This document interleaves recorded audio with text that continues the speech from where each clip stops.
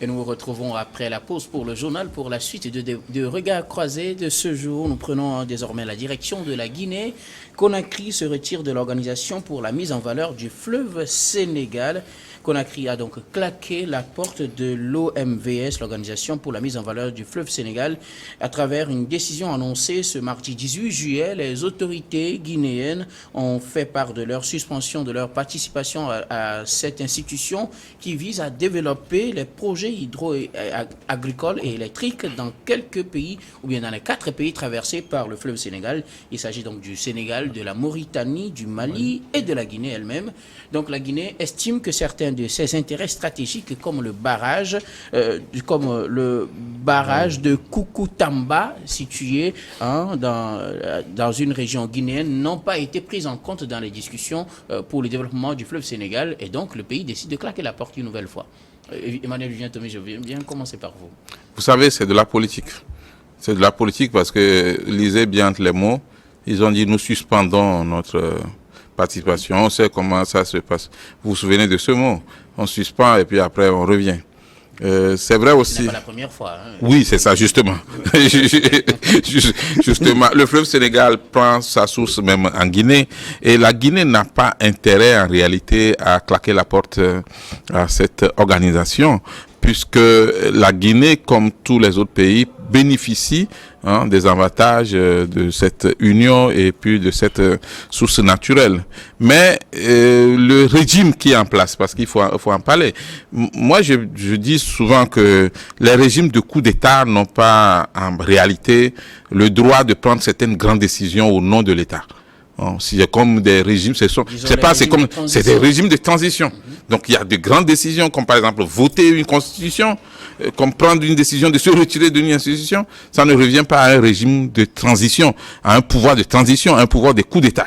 Il faut faire les élections, avoir un régime normal, ordinaire, démocratique et prendre de grandes décisions. Ça, c'est la première chose. Pourquoi? C'est parce qu'ils sont venus par coup d'État ou bien c'est parce qu'ils n'ont pas assez de temps pour durer et donc il ne faut pas qu'ils prennent des décisions vont au-delà de leur temps. Les deux, puisque le coup d'État n'est pas démocratique. Donc, les violeurs des droits de l'homme, les violeurs de la démocratie, ceux qui veulent enterrer la démocratie ne peuvent pas promouvoir la démocratie. Quand tu fais un coup d'État, ce n'est pas normal. Si le peuple lui-même, je le répète souvent, fait une révolution, comme ce qui s'est passé dans certains pays, quand même, après la révolution, on ne maîtrise rien du tout, mais au moins on sait que c'est le peuple. Le peuple a le droit de dire, écoutez, nous ne voulons plus de vous, monsieur, vous n'êtes plus notre président. Ça, le peuple se met dans la rue, et c'est vraiment le peuple, pas une manipulation. Et vous devez partir. Mais quand c'est un groupe de capitaines, de colonels, un groupe d'amis, qui se retrouvent et qui s'accaparent des armes et qui forcent les autres à quitter le pouvoir, je pense que vous êtes là pour une transition. Si tant que vous voulez changer quelque chose, faites le changement, balayez la maison, comme l'avait dit Robert Gueye, et quittez. Mais quand vous ne savez pas et vous traînez, après avoir balayé, vous vous asseyez dans le fauteuil pour observer, vous risquez d'être balayé à votre tour. Maintenant, est-ce que des grandes décisions comme se retirer d'une organisation, est-ce que un régime de coup d'État a le droit de le faire? Légalement, ça passe. Mais légitimement, je ne pense pas. Et je pense que la jurisprudence devrait amener à être un peu humble et à ne pas aller sur certains terrains parce que ce sont des terrains glissants. Faites un scrutin, dégagez et que celui qui va venir puisse faire l'affaire. Vous pouvez faire des propositions en tant que citoyen ou en tant qu'ancien président, quand même gouvernement de fait. Aujourd'hui, se retirer de cette organisation, ce n'est pas la meilleure solution. Mais proposer des choses pour pouvoir changer. Parce que les arguments, selon moi, ne tiennent pas. Dire que dans telle instance, nous sommes sous-représentés. Oui, ça fait partie des non, arguments. mais pourquoi vous êtes sous-représentés? Luttez pour ne pas être sous-représentés. Vous n'avez pas dit que vous êtes exclus de ces instances. Oui, mais vous n'êtes pas exclus. Donc, essayez de vous imposer. Maintenant, qu'est-ce qui fait que la Guinée, qui a eu son indépendance en 1958, bon, au même temps que le Togo en réalité, puisque nous aussi notre indépendance c'est en 1958, bon, on l'a proclamé en 1960. Donc, mais la Guinée se dit avoir eu, parce que c'est dans le communiqué, j'ai lu ça, la Guinée dit avoir eu l'indépendance envers certains pays, et donc il faudra qu'on essaie de lui donner ce respect-là. Oui, mais je pense qu'il faut s'imposer d'abord par la pratique de la démocratie.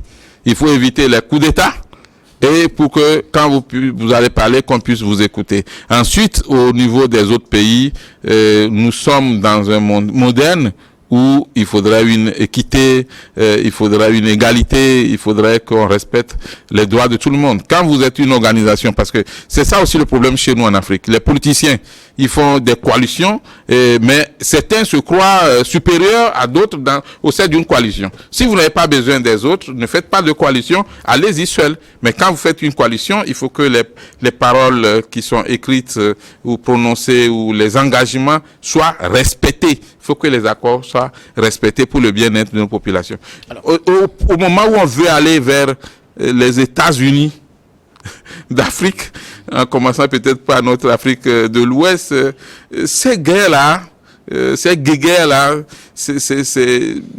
moi, ça ne me plaît pas. Alors, parce que on doit trouver une solution. Qu'elle reste dans l'organisation, même si elle juge que qu'elle revendique, puisqu'il y a les instances pour cela. Qu'elle revendique son droit, qu'elle puisse avoir satisfaction, mais se retirer, revenir, partir, revenir, je pense que c'est un peu, il faut laisser ça aux jeunes étudiants en politique pour le faire. Mais quand on est à la tête d'un pays, il faudra savoir prendre les décisions. En cela, je félicite le Togo qui ne prend pas des décisions comme ça parce que les autres sont en train de prendre des décisions. En politique, il faut peser le pour et le contre. Si vous êtes une grande nation, imposez-vous. Ne vous retirez pas. Merci. Pasteur Ido, la Guinée était membre de l'OERS avant l'organisation des États riverains du fleuve Sénégal et qu'elle a quitté en 1911. Et puis, on a créé maintenant l'organisation de la mise en valeur du fleuve Sénégal, qu'elle a adhéré en 2006. La voilà aujourd'hui qui claque encore la porte. Finalement, on fait comment? Mais est-ce qu'il n'y a pas aussi un risque que si la Guinée maintient sa position et quitte et qu'elle veut exploiter de façon unilatérale le fleuve Sénégal, que ça a des répercussions sur les exploitations des autres pays, puisque ça passe en Guinée avant d'aller chez les autres pays et se jeter quelque part dans l'océan. Alors, loin de défendre la Guinée, peut-être que ces revendications, à plusieurs reprises, n'ont pas été prises en compte, certainement. N'auraient pas été prises en compte. Selon le communiqué, en tout cas. Oui, n'auraient pas été prises en compte. Et dans ce cas de circonstance, donc, la solution pour elle, peut-être, c'est de se retirer, c'est de suspendre sa participation. Alors, quelque part, peut-être elle se voit très fragilisée ou bien mise en minorité par rapport au poste des cadres dans les instances de l'organisation pour la mise en valeur du fleuve. Ce qui va peut-être avoir une influence sur les prises de décision puisqu'ils sont en infériorité numérique. Oui, mais justement, nous ne savons pas exactement, nous n'avons pas les clauses. Enfin, il faut dire le cadre constitutif de cette organisation. Pour savoir exactement est-ce qu'il y a la notion d'équité par rapport au poste, on ne le sait pas. Mais si la Guinée le dit, je crois que certainement, ça doit être mentionné dans les clauses. Et donc, si c'est ça, il y aura une injustice qui est faite à la Guinée, qu'il faut rapidement corriger que les autres, que la Mauritanie, le Sénégal, c'est ça, non? Le Sénégal et le Mali. Et le Mali doivent corriger. Écoutez, quand vous prenez le bassin, tout le bassin du Sénégal, je crois que c'est un fleuve qui est immense, qui est dense, donc qui peut apporter beaucoup de choses à ces pays, mais que nous-mêmes nous pouvons en bénéficier. Voilà aussi le problème que nous avons en Afrique à travers nos fleuves. Les fleuves, nous avons beaucoup de fleuves, fleuve Zaïre, fleuve Sénégal. Il y a le Nil que nous avons en principe qui devait nous suffire, nous en Afrique, pour l'électricité, pour produire de l'électricité et autre chose. Et même pourquoi pas l'agriculture. Mais on ne le fait pas. Et donc, dans le cas précis de la Guinée, non, je pense que peut-être que c'est l'eau qui a débordé le vase, certainement. Et pourquoi est-ce que les diplomaties de couloir n'ont pas marché par rapport aux revendications? Il est très difficile pour nous de tout dévoiler, enfin de tout en parler ici, mais je crois quand même que quelque part, il y a une certaine frustration. Il y aurait eu une certaine frustration, c'est pourquoi la Guinée a décidé de se retirer. Mais bon, est-ce que c'est ça la solution? Personne ne saura le dire, comme Tommy l'a dit tout à l'heure. Mais au même moment, il faut relativiser les choses. En Afrique, on a du mal à faire le distinguo entre les pouvoirs démocratiques et les pouvoirs militaires, les pouvoirs dits démocratiques et les pouvoirs militaires, parce qu'apparemment, on vit la chose comme si tous sont venus par commun. On ne sent pas la volonté de gouvernance, on ne sent pas la volonté de vivre ensemble en tant que tel, la nation. C'est-à-dire, on ne crée pas la nation. Dans une nation, il y a la volonté de vivre ensemble. Aujourd'hui, tous les pays africains sont des pays-nations. Ils ne sont pas nations en vrai terme du nom. Et du coup, ça crée de problèmes. Mais je crois quand même que le cas de Guinée, je suis d'accord quand même que des institutions transitaires, c'est ça? Oui. Transitoires ne prennent pas des décisions qui relèvent fortement de la souveraineté de ces pays. C'est vrai quand même qu'il faut aller aux élections. Il faut naturellement revoir la constitution, comme ça se fait peut-être sûrement au Mali. Il faut la constitution, il faut mettre des instants avant d'aller aux élections. Et ça, on pourrait le comprendre. Mais je pense que très rapidement, il doit y avoir quand même des échanges entre ces pays pour que la Guinée revienne encore dans l'organigramme de l'organisation pour la mise en valeur du fleuve Sénégal. Alors, la Guinée a décidé de quitter cette organisation, ou du moins de suspendre sa participation pour le moment.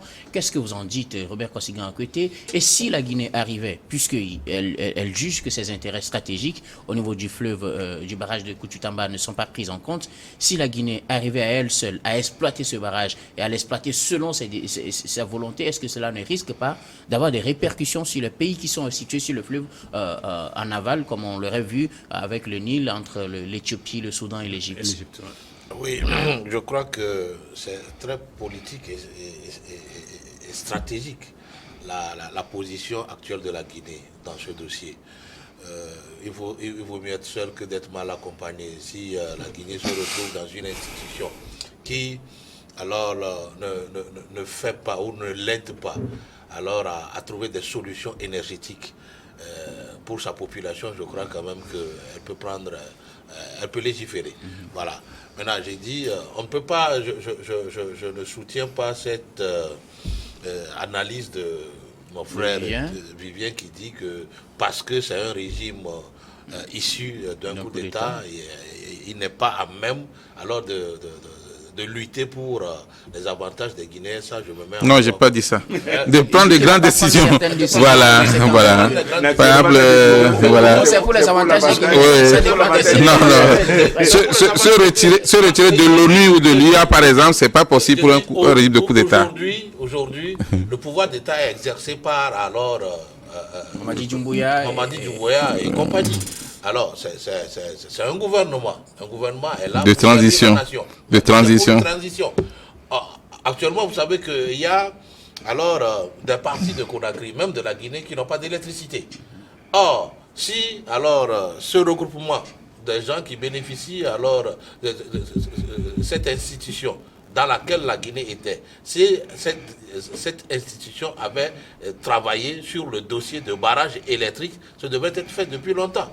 Maintenant que ce n'est pas fait, et que le dossier même a été rejeté par la banque, et que l'institution n'a pas lutté pour remettre le dossier en selle, et que tout le monde se tait dessus,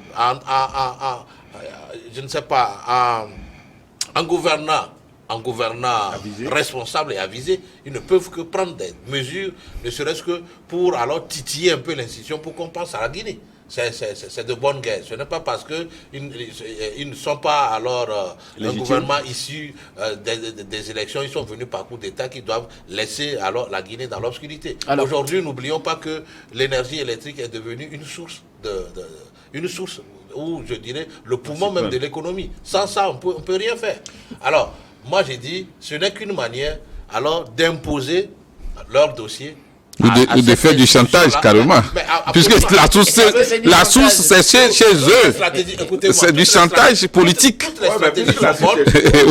Toutes les stratégies sont bonnes, ne serait-ce que pour faire voir le jour à ce barrage-là, qui va servir et la Guinée et le Mali. Oui. Voilà. Alors, donc moi j'ai dit que ce soit un régime issu de coup d'État ou pas, L'essentiel, c'est qu'on trouve une solution à ce barrage-là et que ce barrage voit le jour profiter. pour aider les populations. C'est ça. Est-ce que cela ne pose pas un problème similaire qu'on a en Éthiopie, par rapport au Nil.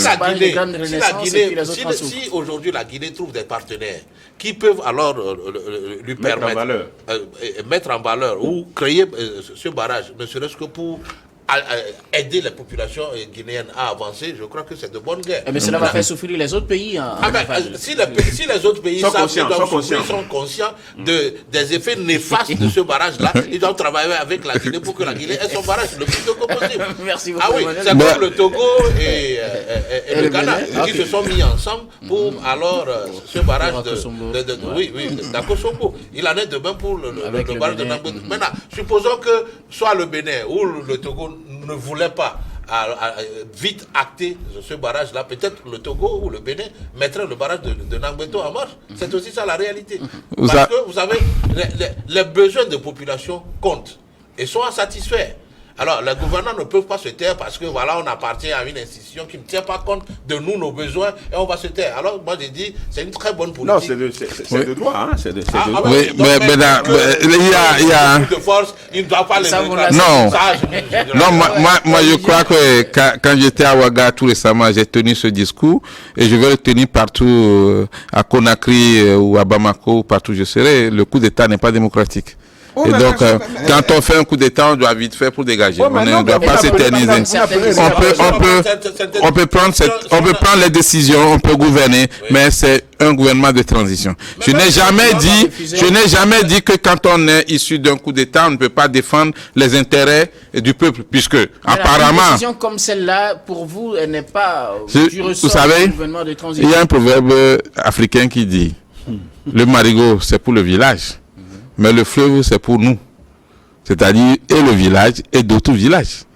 Donc, un fleuve n'appartient à personne. Un fleuve n'appartient pas à un pays. Puisque le fleuve quitte là-bas pour passer chez d'autres.